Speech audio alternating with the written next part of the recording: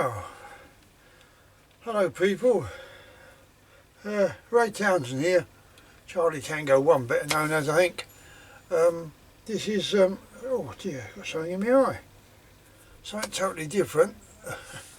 I have got a bit of a short video of outside at my camper van. Sorry about the wind, so it was taking away a bit of my voice, but I'll just quickly explain it so that anything you're not sure of, what you hear outside, then it'll be self-explanatory here. It's basically the old water heater packed up, the same as Alex's did, the chap I follow, and it's a 1993 camper van. And at first I had a water leak. I thought, well, what's up with that anyway? So I got that. I managed to find out where the fault was there, and that was the hot water adapter in the back of the boiler. For some reason it had come away. It had split there. But it had split right through the adapter, so wondering why the heater wouldn't come on. Anyway, I decided to take that all out, and I took it out of the camper, I brought it in here, and I actually stripped that down.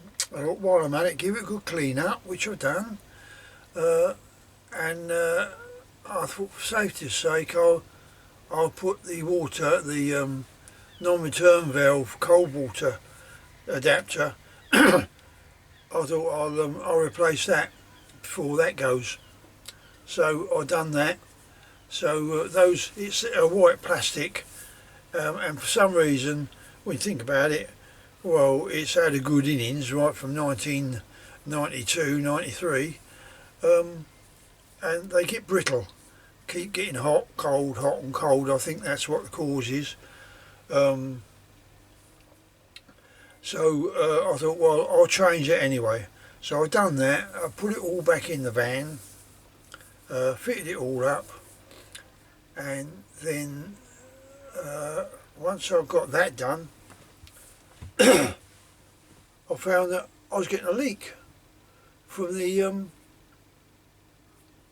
non-return valve. I thought, sorry, pressure release valve. I thought, well, Anyway, I thought, well, not going to take it right out of the van again. It was pointless because it's fixed in the van. Anyway, it's a bit of a pig to get out, as Alex has found out. And I had the same problem. I had to cut through it sheared off right at the thread end. And the nut then on the early models was right all the way in the aperture, which is about 2 or 3 inches. So I had to get in there with the old pipe fitting things, a little hacksaw, hacked a bit out, and I had to take it out bit by bit with tweezers. But hey, I got there in the end, so I put this new one in. Now the new one, which I did explain on this outside in my camper, has got a little knobble bit on the end, which my old one didn't. So I thought, well, what's that for? Like, you know, it's all wobbly and loose like. Well, I've done a bit of investigating, and apparently what it is, it's if you've got pressure in there and your hot water's on, and you happen to be sitting outside, maybe putting the external cover on, and then suddenly that valve blows off. If you haven't got that little bit on the end, it's going to blow straight in your face, scalding hot water. Doesn't lead a not to be desired, and apparently that's what it's on there for, because if it does blow the water off, it separates it. It either blows it left to right or up and down, so rather than straight in your face. So it's really a safety feature that's fitted on there. Anyway, I thought, well, yes, obviously that's what it is. So I managed to pull the valve out a bit and I clipped it back on. Now the outside, very outside cover, in the top left hand corner, there's a little cutout bit there for that reason. Well, because they got this little safety feature on there now, it can get obstructed by the cover. So all I've done is I've just, in the top corner, I've just got my Dremel and I've rounded a bit out on the side, at the top side, and on the top. Just rounded it a bit, so now it's got plenty of room to move. So yeah, it wiggles about, but it ain't going to do nothing because it's fitted to the pressure release valve. Anyway, having said that, you'll see that on the video outside, so that's basically what it's about. I have cleaned up the cover plate that you put back on over the burner, but I'll probably clean it up a little bit more. But anyway, what I found out was I cleaned up all the burner and I found that after, what we say, excuse me, about 10 minutes, I thought, well, you know, fix it now, where's she going? I thought, great. And then I thought, well, I'll leave it for a bit, let it warm up the water. Went back out there, I don't know, quarter of an hour, 20 minutes later. I thought that's got to be near getting warm now. And I've got a green and a red light now. I thought, oh, what's up with that? So I tried everything. Anyway, yeah, I weren't succeeding, so I assumed it might have been there's a sensor goes across the flames that keep the gas open to so that the gas flow is still there.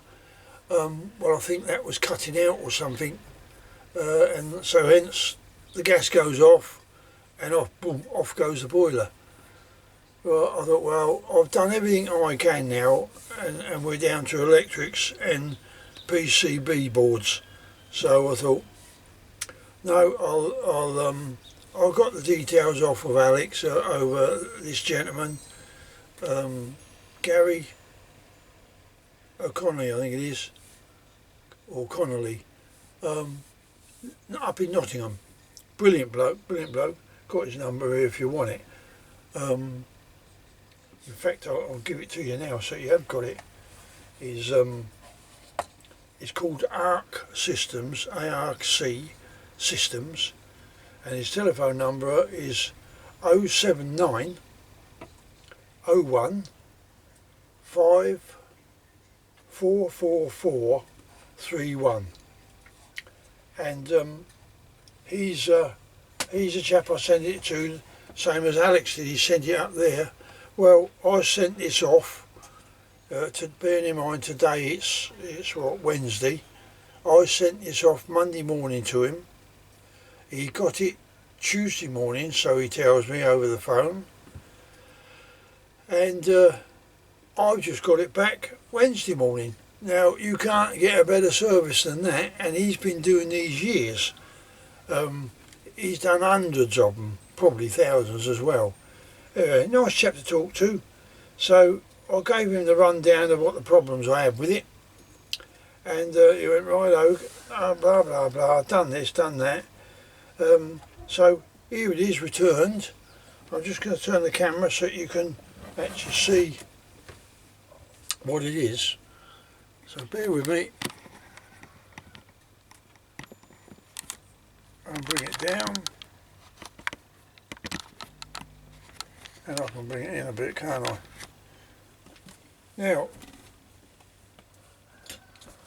this is it here.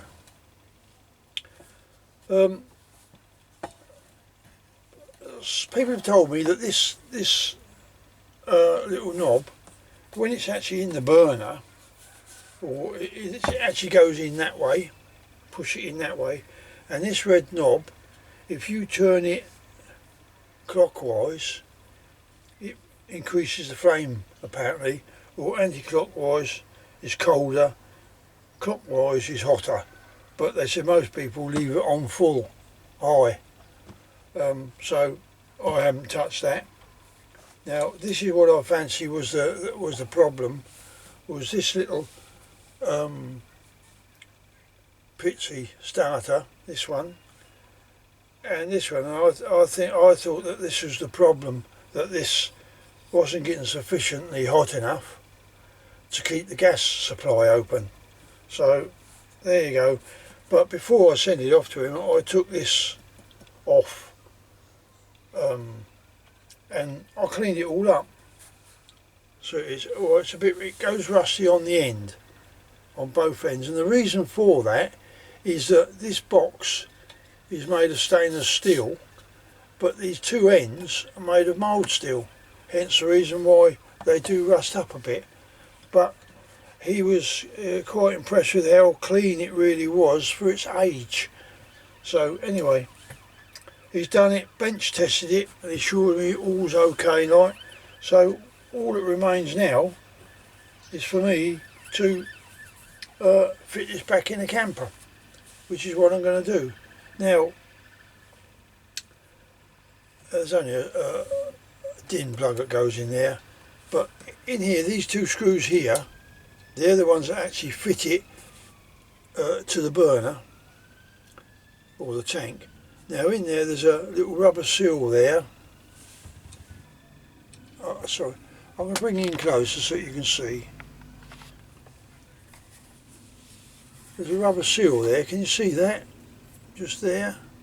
And what he's got two O-rings on these screws, because when you put that in the when you put it in the tank, in the burner section, those screws tend to, you know, you can't get it in there and screw it up. The screws keep falling out because there's a very little gap in there to do it. Where is it now? So, you know, you've got to try and get in there, a screw here and a screw there. Well, that's how they're situated when you're trying to, where are we? Can't find it now. Bottom of there. There they are, them two there. See how tight it is? Well, you try getting them screws in there. That's why he's put two little rubber O-rings on there, and the metal work, they're recessed in there. I'm going to bring this back now because we don't know where we're at. So you nip them up there, that seals the gas pipe to the unit, and well, Bob's your ankle, funny's your aunt.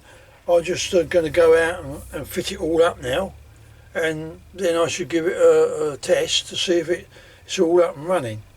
So, I mean, I've already got the water tank full up, so it just remains to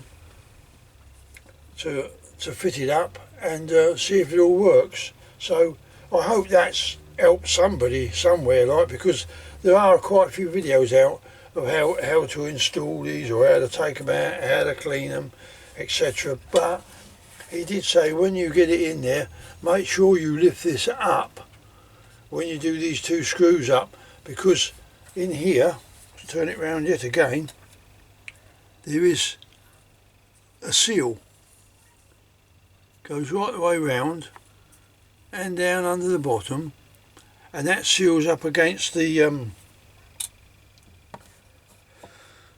actual unit to prevent any gas or leakage getting through there. So that's, make sure that that's actually put up close against the unit. Well, I'm not going to have it on any further, like, so as I say, I hope it's helped somebody, because I've watched videos that's on there, like, and they virtually covered what I've covered. I've just put some other little bits and bobs in there. I believe he had to change the PC board, something like that. And he's put his seal and his number, and he's dated it when it was done. So there you go, that's the date it was done. So as all remains now, I'm going to go and put it in the camper and see if it works. So I'll catch you all on the next one. Cheerio.